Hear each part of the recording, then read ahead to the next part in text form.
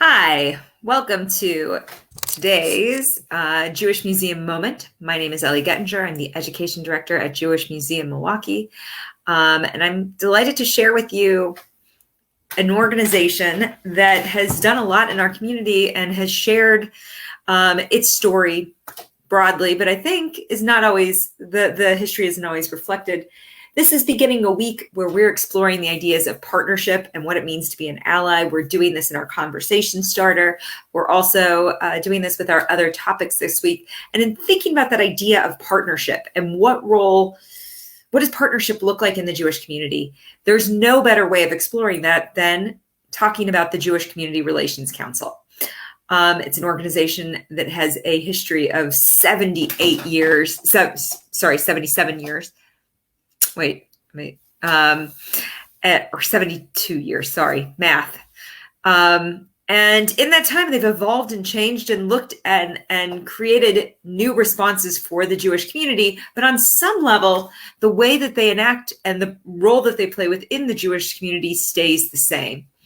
So I'm really excited to share this story with you because I think it's interesting. I think it's certainly germane to the role that Jews in Milwaukee, Jews in America play today. And it's certainly a question mark of how our organizations can continue to relate with each other and what are the ways in which they should relate.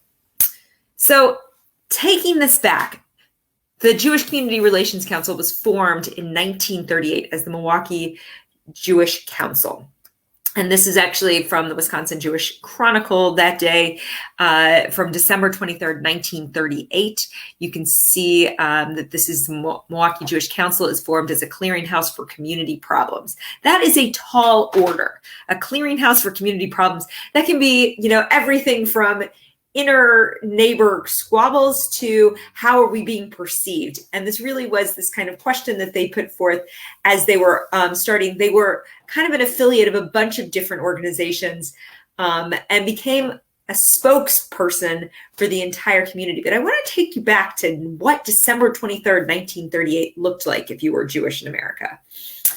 This is right after Kristallnacht. It happens on November 8th, 9th in 1938. So suddenly the ramp up of anti-Semitism in Europe has increased. And now instead of just having this kind of sense of foreboding, there has actually been physical violence against Jewish communities in Germany. At the same time, you're in the middle of the Great Depression here. And there are all of these factors during the Great Depression that led to increased anti-Semitism.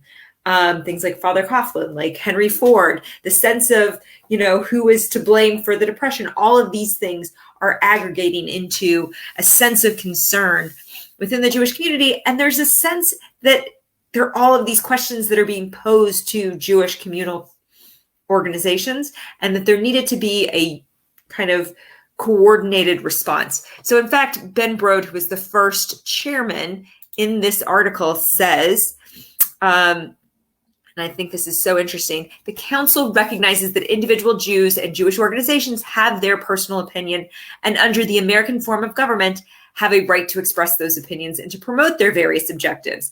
It is hoped, however, that the council may by its own deliberations arrive at some definite decisions satisfactory to the majority of Milwaukee Jews, and that these decisions may be translated into some sort of united front action. They go on to say what is particularly desired is that the non-Jewish community be acquainted with the fact that there is one representative group that speaks with some authority on Jewish questions, and that every self-appointed spokesman who rushes into public speech or print does not do so in the name of the Jewish people. So this is a big, this is a big menu item. These are big shoes to fill for any organization. One of the big things about Judaism is that we are a community that has many, many disparate parts and many different types of people who are represented in this. And here we're saying we want to find some way of consensus building within that community so that this can be a way of saying, wait, do you want to know what the Jewish community thinks about this? Here, let's check with the Milwaukee Jewish Council. As they move along in their trajectory, and 25 years later, this is how they're describing their mission. For more than a quarter of a century, it is engaged in a broad program of education and human rights, intergroup relations. It counteracts discriminations and anti-Semitism. It supports the enactment of laws protecting civil rights and equal opportunity. And also at this time, they maintained the state's largest library of films and audiovisual materials in the field of human rights. So making themselves a resource, not just for Jewish rights and not just for things around anti-Semitism, but saying broad human rights, we want to be the address. I think as time went on, they found that this was a hard thing to maintain, but there is this kind of broader sense of how are we positioning ourselves in relationship to the communities in need, be they in Milwaukee or elsewhere. To that end, in the 1960s in particular, they took a very active stance on the fair housing question within Milwaukee. And this is a statement of conscience by the Wisconsin Council of Rabbis, which is a museum moment for a different day, and the Milwaukee Jewish Council.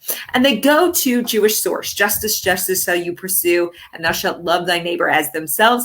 And then they take a tack saying that they call on the Common Council of Milwaukee to enact an open housing law now to provide that every man has the right to purchase or rent a home within his means and without discrimination. So they're saying that this is something that should be active. At the time that this was published, the director of the Milwaukee Jewish Council was a guy named Saul Soren.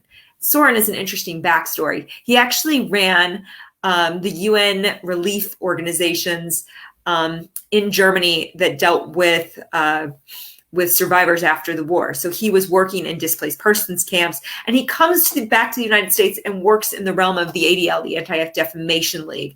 And so he had a lot of response in thinking about anti-Semitism and comes and takes over the Jewish Community Relations Council for many years. He's kind of this towering figure, and he becomes a statewide figure.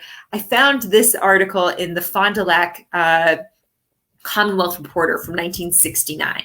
And this calls into, I don't know if any of you are familiar with the Tom Lehrer song National Brotherhood Week. I'd always kind of assumed that it was a made up thing, but here, this is actually a response to what Tom Lehrer is singing about in his song National Brotherhood Week, where this is a lecture in Fond du Lac about brotherhood. And Soren goes into the Fox Valleys and says, and I think in some ways, there's things about this statement that are uncomfortable in a 2020 sort of realm, but also are very prescient in a 2020 realm. And he says, the Blacks pose the #1 human relations and brotherhood challenge in the US today. And you must receive Blacks as immigrants because for 300 years, they have received differential treatment. They have received second-class citizenship. So he's saying we need to go back, and I think in the realm of thinking about things like reparations and how do we respond to the legacy of slavery, that in 1969, Soren is taking this on at a crowd, an interfaith crowd in the Fox Valley, which I think is pretty fascinating. He goes on to say, in the Fox River Valley, Blacks don't move easily. There are obstacles of movement and employment for them. And certainly that exists in Milwaukee still today and is one of the things that I think many of us are concerned about. Fast forward to today. The Jewish Community Relations Council became a program of the Milwaukee Jewish Federation in 2010. It is one of its core components, and it responds to the community needs in a plethora of different ways. Everything from looking at what our elected officials are doing and trying to connect with them on that and connect with them on issues around Israel, on immigration, on anti-Semitism. They do the regular anti-Semitism audit every year. And I'm sure, as my colleague Allison Hayden would tell you, that this has been increasing and is one of those things that becomes a bridge to looking at broader trends nationally, but really gives us a way of understanding what's happening in Milwaukee and what's the impact of specific rhetoric or how different people are responding to anti-Semitic provocations in the community.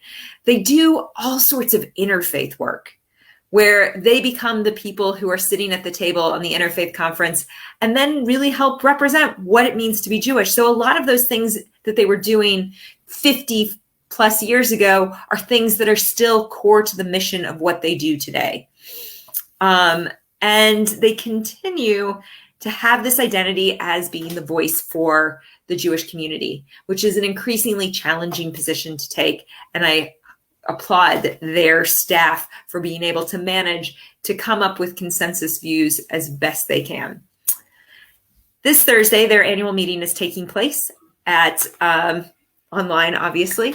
And the speaker is Megan Black, and she is from an organization called Faith in Action. And she is going to address these ideas of how people from different faiths can really be part of the movements that are going on right now. So I encourage you to check that out. You can check it out on their Facebook page or their website. And I encourage you to think about what that means in terms of partnership, having a Jewish communal voice that is engaged with questions of partnership and what it means to be a part of a community, and to say, we're here to be here for not just our own community. We're not just here to represent the rights of Jews and Jewish people, but we're here to be part of the broader community. And what does that mean to be a good community partner? Thanks. And we'll see you again on Thursday when my colleague Molly Dubin is going to be talking about redlining and the historic legacy thereof. If you like this or any of our museum moments, please feel free to drop by jewishmuseummilwaukee.org and you can make a donation there. Again, my name is Ellie, and I will see you next time.